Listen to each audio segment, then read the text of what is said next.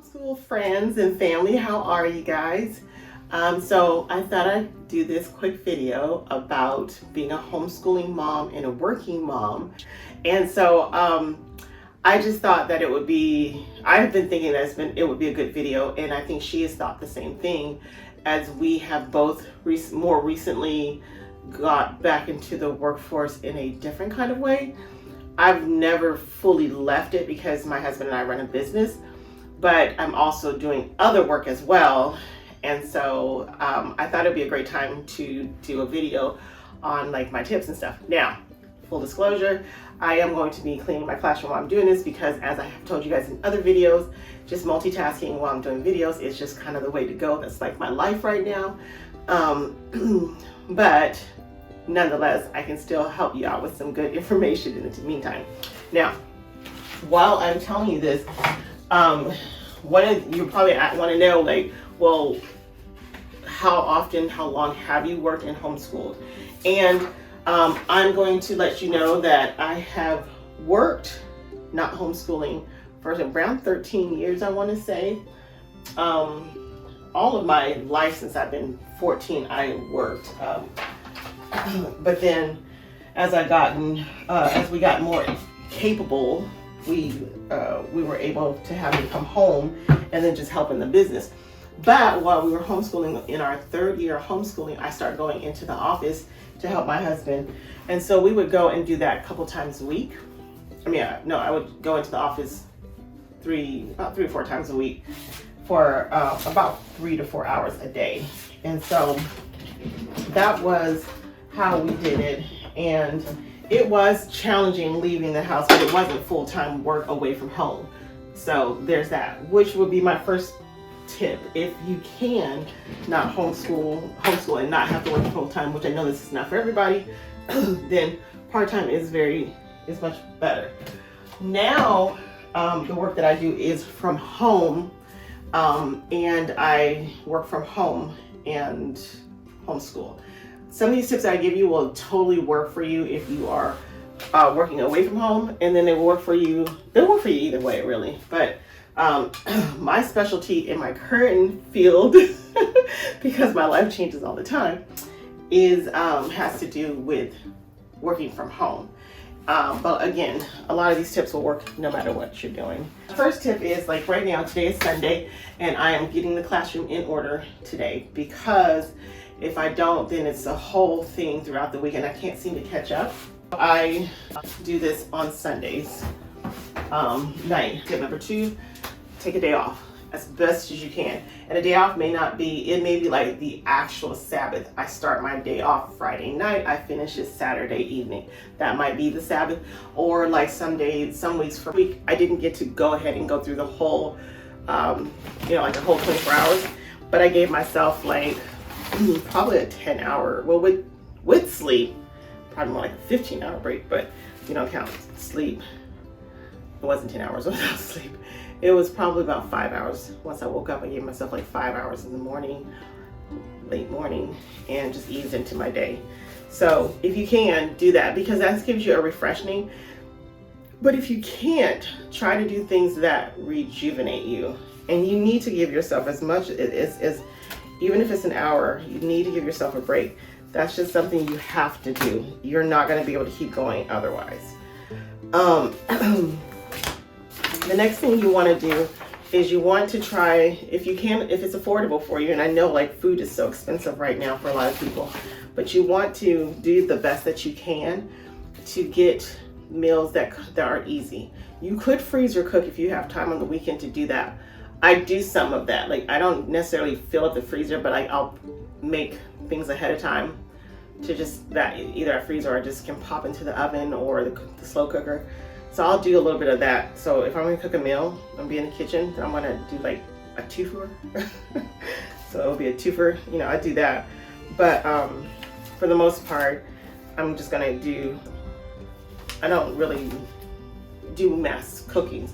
I do buy foods that are more convenient, that allows me to pop in, but we try to eat pretty healthy. So I do, like I buy like frozen mixed vegetables. So It's fast, it's easy. So are fresh vegetables, but they can get forgotten easily, and so that's why I don't always do that. But when I do the fresh vegetables, I do the bags that if I need to, I can pop in the microwave. Don't tell my family, they don't know I ever microwave vegetables, because Mama never used to do that, but I'm surviving. And so this is something that I think is really important for parents to know, moms to know. And I've had this conversation lots of times. You can't sit up here and try to do everything you used to do and think that you can bring it all in. That's a real great way to have a nervous breakdown really fast. You know what I mean? So if you feel as if you need to hold on to certain things, find your core things. And that's going to be my next tip. Find your core things and see what are those very important things. And know that is, you're not going to like what I'm going to say. For instance, you see this bag of papers right now? Well, that's because I just haven't had time to go through what may or may not be junk mail and, shredding and stuff like that and find out what's what. So for the meanwhile, it was all in the bag. So it is not on my high priority if those things are if they don't need to be done right now. This bag is not high on my priority. It is going to happen within a week or two, and then I will take care of it. You might be really big on keeping your house very, very tidy. But how do you keep your house very, very tidy? Work 8 hours, homeschool for 4 to 6 hours, still actually get some kind of meal on the table and have any time for yourself, So your level of tidiness may need to go down a little bit. And be okay with knowing that it's gonna feel a little chaotic sometimes. And that's okay, that's normal. No matter when I worked, there was always, whether the kids were in homeschool or not, there was always a level of chaos that I felt, from time to time. So, I say, I tell my husband, we're just gonna embrace the crazy right now, because this is where we're at. We're gonna enjoy this journey. It's what it is. And those are really his words, not mine, but I reverse them and tell him the same thing now. Because it does get challenging sometimes. Oh, look at that. I was supposed to hang this up. That's a to-doer. Any parent that works, when you have a working parent working home, that's how that feels. It just feels that way. There's a coming and going. Me and my husband used to, he worked days, I worked nights, and we were like ships passing through the night. And it always just feels like I was coming out of a dream half the time and just going. Thank God I don't have those days anymore. But those are sometimes seasons of life you do live in.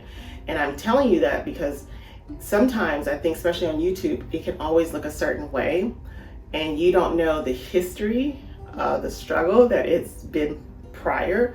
And so it's kind of hard to, you just think, well, I'm supposed to be here. I'm supposed to just arrive to this. No, me being a stay-at-home mom, for some people, it is something that they were able to work out and agree upon early. But me becoming a stay-at-home mom became, it was a journey. It was a 13-year journey for me. And we are making sure that I can be home, even if we just have to lower our standards of living, so be it, so that I can be home with the kids, because it's a high priority for us. But it was a journey. It was not something that we just accomplished overnight. We just couldn't, financially, it just wasn't, something we were able to do. And, we were having kids all the time. Remember, guys, I got 5. So, yeah, so that tip is really just to say, be okay with the crazy. Next tip would be to get help. If you have older children, if you have neighbors that's willing to help, and I don't mean overdo it, I mean they're willing to pitch in, throw a hand in there, help you with rides, help you to maximize your time. Somebody's like, hey, if you ever want a meal, I love cooking, this is my thing, that's my servitude. Hey, anytime you want to cook us a meal, I'll take it. I won't pop in and ask you, but I will definitely take you up on that offer if you want to offer that. Sure, I'll take you up on that. If you guys aren't aware, Lavonda and I live on the same property, and so we flop back and forth cooking for each other. Oh, the missing coats. But once a week, I don't have to worry about a meal, and neither does she. And so it helps us with planning. It's a nice trade-off. It's really helpful. It's really cool. And if you can do something like that, do something like that. So tap into your community. Take the help. Don't feel like you got to be Superwoman. I gave Superwoman her cake back when my kids were like, my oldest was like 13. He's 23 right now. So 10 years ago, I was like, oh, here's the thing. I do not like Superwoman's cake. It hurts. And I'm just plain old Diana. I'm just a human in my human form until I get to glory. This is who I am. And so that's kind of how how I take it. I do not hyperplan, but I do use my family quite a bit. So we all work hard here. It's not just mama. Not gonna happen. Daddy works hard. My husband pulls a lot of weight here, just like I do. I never feel like we are unbalanced. We're imbalanced. I always feel like it's just different things. You know what I'm saying? So while I am more of the nurturer and the home caretaker, he's able to get in there and get his hands wet, dirty anytime he needs to.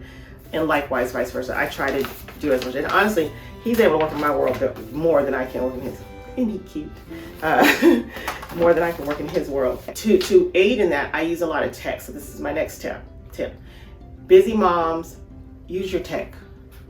If you tell me you're not tech savvy, there is so many YouTube videos that will teach you how to use your tech. Use your tech. It will help you. I have planners that I use. I've talked about this before. I use homeschoolplanet.com. It sends text messages out to remind everybody what they need to do when they need to do. I set that up. I don't think about it again. I have my Alexa sending out reminders. I do all kinds, like I have my phone, and I talked about this, I think in my last video, I have my phone that has an ongoing list, and then what I just put up here is what I printed out from my Homeschool Planet, and that's just to make sure it's a little checklist off to make sure we got everything done. I can also do it on the computer. I don't have to actually physically do, but I am a pen and paper person. I prefer it. If I can get, it's not always logical to do it, but yeah, use your tech to help you out, to help put up reminders so your brain's not overwhelmed with things to do. Don't forget to use it. Take the time, which today was my planning day. I haven't got to it yet, but I will get to it. Take the time to plan out for the month. So it's the end of the month right now, February. I plan out the whole month of March. That way we don't overbook ourselves, which we have been known to do. And that way we know when we can do what. Also, we do a monthly blackout day. Blackout day basically means nobody in the house is leaving, nobody's coming over, and we're just being at home doing nothing that day. And I try to get one of those in every 6 weeks, and that helps to just keep us from feeling overwhelmed, basically, like getting to the point where we feel like we can't keep going anymore because we are so busy. And we are a busy family. We're in and out, up and down. We have, I work, my son, oldest son at home, my third son, he works. My fourth son, who's 14, he works. My husband runs business. And their work is more for their money, but they still do work, so we have to deal with work schedule.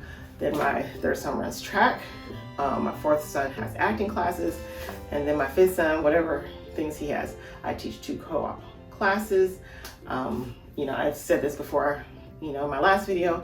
Me and Lavonda, we run Homeschoolific. I help my husband with his business, and then I do our bookkeeping and things like that, and then I do brainstorming for us once a week, make sure we're on task. And then I also work about 6 hours a day, sometimes up to 8 or 10 a day, just depending, for a company out in New York. I homeschool, and I also am a mom. So I do a lot of different things, and so I stay really busy, but I try to make sure that I balance it. And then when it's too much, I just stop. I just say, okay, well, it's not getting done. I tried, and I'm tired. And if I keep going, somebody's gonna get hurt. So it's probably gonna be me. So let's just stop. And that's what I do. I stop. I just don't go any further. I also know, like I said, some days I work 8 to 10 hours. I know what day of the week I can do that. There's not many days that I can pull the 8 to 10 hour days, but the ones that I can, I do. And then that allows me, I should say also that I have flexibility in my job. I know that's not typical, but for me, I can choose my hours, so it makes it a little easier for me. That is something that, you know, you want to see if that's something that would work for you too, that's something you would need. You might want to see if there's something you can find like that too. More companies are doing the Dropbox method of work, and that's like getting people out of the office and like allowing them to plan their schedule, work where they want, and then but just be there for the meetings and meet deadlines. And that's pretty much how my work works. That has that motto, and more companies are doing that more and more. And if you don't have a skill set that allows you to get to that point, maybe it's a good idea to get some certificates or something like that to allow you to.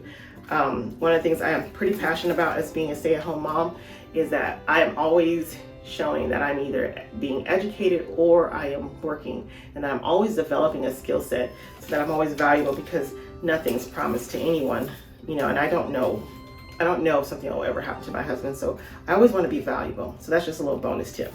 But yeah, guys, and then multitasking is something like this. I'm not a big multitasking in a too broad of a span. Like, I do it while I'm working and schooling the kids, but that's because there's they have work that they can do themselves, and I'm just there to aid, so I can just pause for a second and check out what they need and go from there.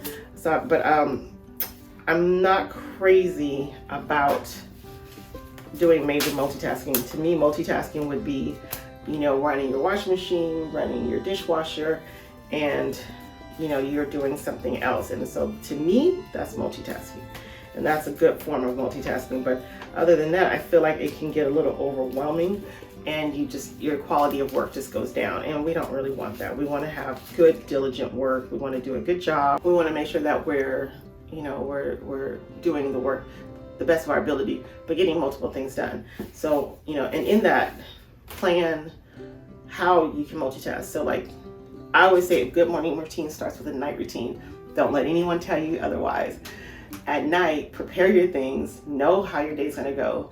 So, which is what I'm doing tonight, so that I can say, okay, so I can say in the morning, what can I start? So like, for me, morning starts with getting up, putting clothes in the dryer, because I program mine at night to run early in the morning.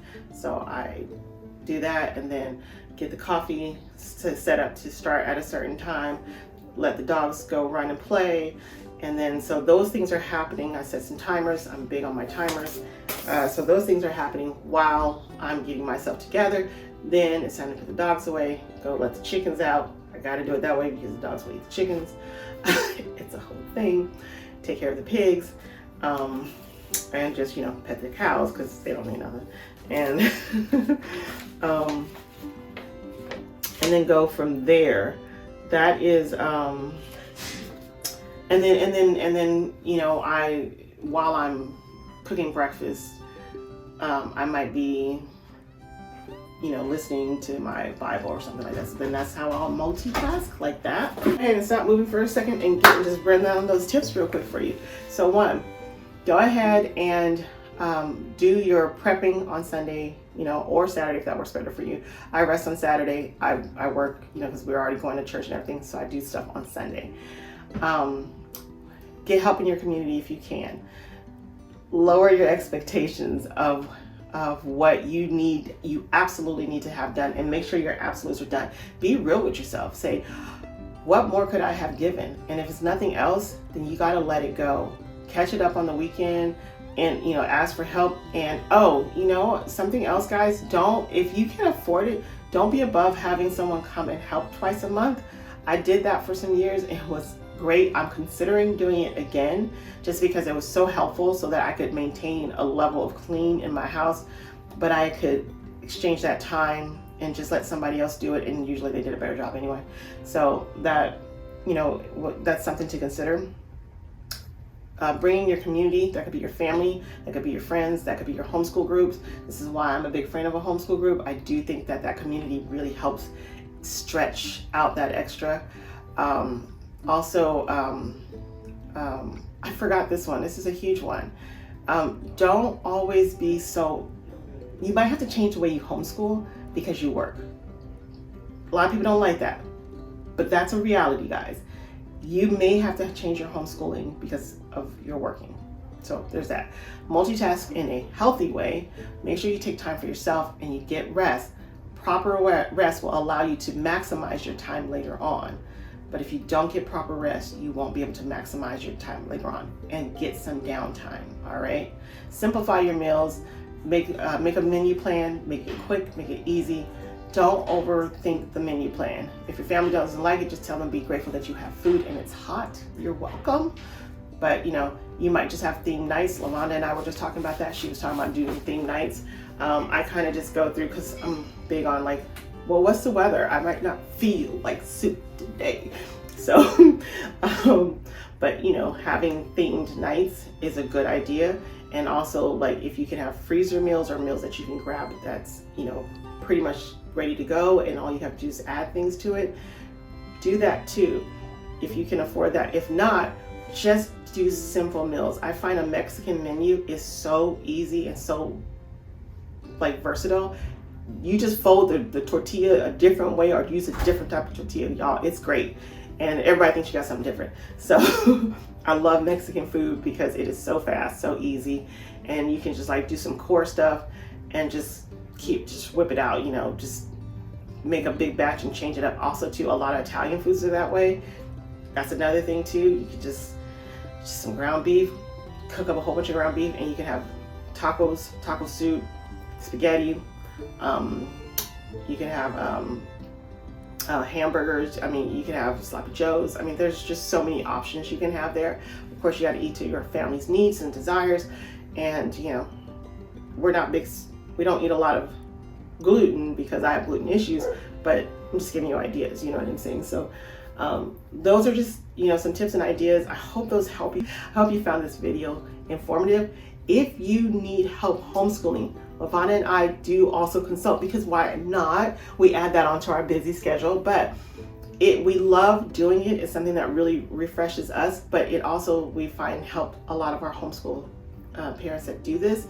If you need help, we will help consult you and help guide you through this journey, especially right now when everybody's starting to plan their next year of homeschooling, especially when a lot of people have had a lot of life changes, like going back to work when they weren't planning to. So please feel free to check out that link below, schedule with us, and we would love to consult with you. If you are new to this homeschool thing and you need some homeschool resources, we also got that link down below. And then I've got some links to Lavonda's husband's YouTube channel. He has a hilarious channel, guys. Check it out. It's funny. So I got that link below. Also got a link below for some stuff that my family does. And so not YouTube related, but our businesses and stuff like that. So check those out as well. Share them, like, subscribe. See you later. Love you all.